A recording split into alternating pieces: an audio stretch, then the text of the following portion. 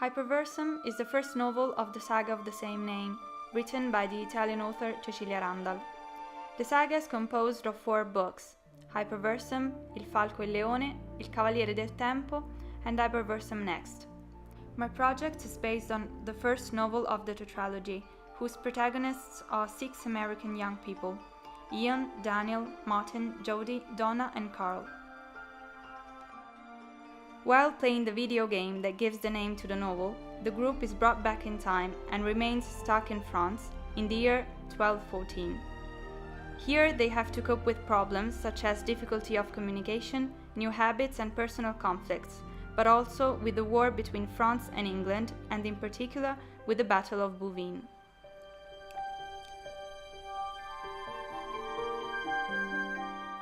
Before writing the actual screenplay, it was necessary to analyze the original novel in order to organize my work and follow a specific plan, which can be gradually modified while creating each scene.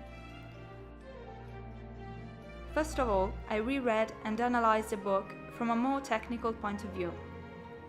I marked the paragraphs which described the characters, the settings, the linguistic elements, and the historical aspects, particularly focusing on the references to real facts or characters.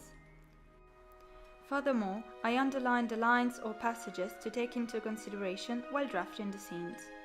I took some notes and started linking the dialogues, trying to imagine how to put 2 different scenes together or to condense 2 distant lines in the same passage.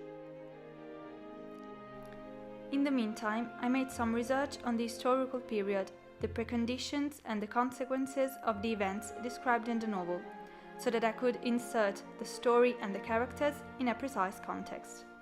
After rereading and doing my research, I extracted the most important information from the book, and I created several files on the main characters, settings and events, separating imaginary elements from historical ones. In fact, since it is an historical fantasy book, some references to real facts and figures are inevitable, and in this case, the author describes them in a very detailed and precise manner. An example of this are not only the King Philip Augustus and the feudatory Renaud de Dampmartin, but also secondary characters such as the knights Henri de Bar, Etienne de Sancerre, and Henri de Grandpré, who all have their historical counterpart. The same thing happens with the locations, for example the county of Flanders and Ponthieu, the plain of Bouvines, or towns such as Arras and Tournai. An aspect which is worthy of note is obviously the main event of the novel, that is the Battle of Bouvines. I made a comparison between the description of the event in the historical sources and the one in the book, marking their common aspects and differences in order to better understand and analyze the scene. When adapting a novel such as Hyperversum, so rich in characters and connected events, but also in dialogues and explanations, some of the most difficult things to do are reducing time gaps that last entire weeks or months, keeping the linearity of the story and managing not to lose too many details. Once we have established the fundamental aspects of the movie and the scenes we want to focus on, we have to choose which dialogues to keep and the settings we want to insert. Then we can try to put some scenes together or condense some lines that were in 2 different moments, in order to avoid losing them definitively.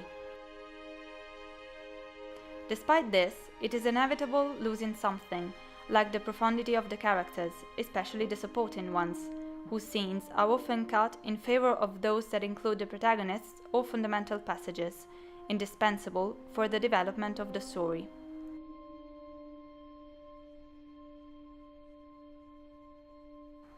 That is why it is important to create a sort of scene-by-scene project, a plan that shows us a general overview of the entire work. It should include a summary of what happens in the scene and some notes on the lines and framing. In this way, we realize more or less how long the project is, if it is necessary to cut something, or if some scenes do not work with the others.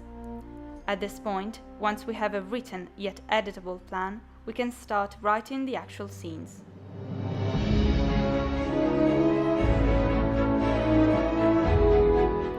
The novel is also peculiar for its linguistic approach, since 2 main languages are used to communicate: English and French. In the book, The use of the two languages follows this sequence. At first, the scenes set in the United States are obviously in English. Once the group arrives in France and travels in time, the protagonists have to interact with French speakers, and they manage to communicate only thanks to Ian's translation. When they're welcomed in Pontio's family, they have to start learning French little by little, ending up speaking that language from the second half of the book until the end.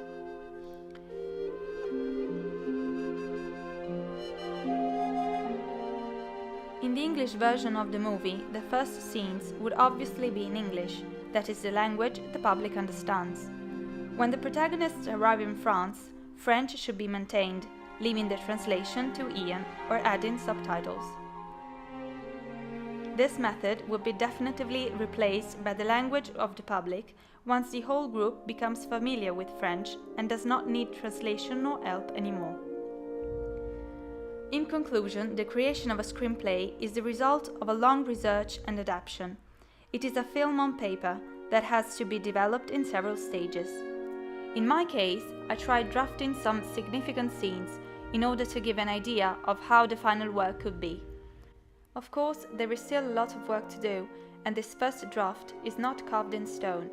A screenplay can always be modified, sometimes even when filming on set. A screenplay is a sort of portal between literature and cinema. It is direct and simple, yet precise and detailed. It uses no long descriptions or adjectives, but at the same time, through the indication of actions or gestures, it is able to open up an entire world.